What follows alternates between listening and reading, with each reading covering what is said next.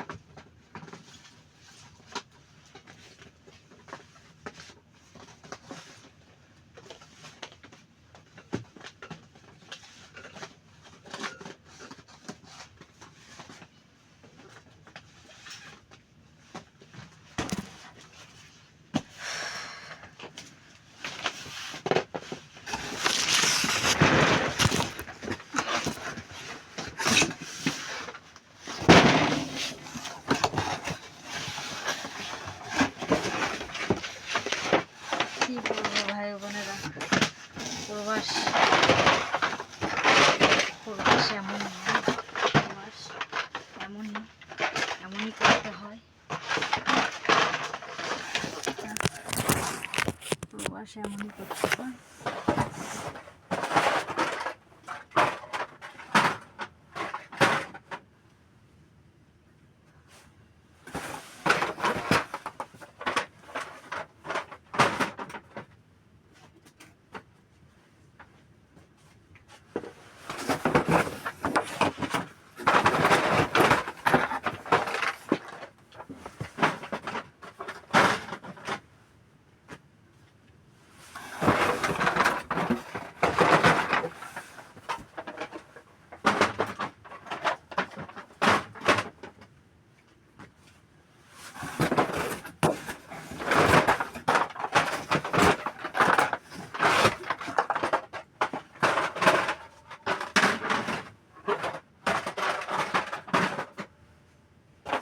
এমন করে করতে হয় কাজ।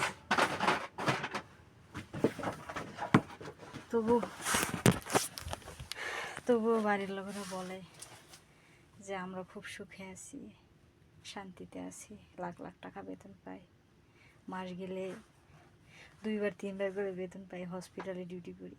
ওরা এটাই ভাবে মাস গেলে স্যালারি পাইলে আবার স্যালারি বেতন ঠিকঠাক মতো পাঠিয়ে দেয়, বেতন পাইলেই 1 টাকাও রাখি না কাছে। তারপরেও বলে যে আবার টাকা দাও, আবার টাকা দাও। কী করবো, এটাই আমাদের জীবন, প্রবাসীদের জীবন, বুঝছেন? এটাই কষ্টের জীবন। এই যে দেখেন কত সামান আসছে আজকে। আমি সকাল করে খাই আসি না, না খাই আসি, একটু আসে চা কফি খাই, অফিস থেকে যাই।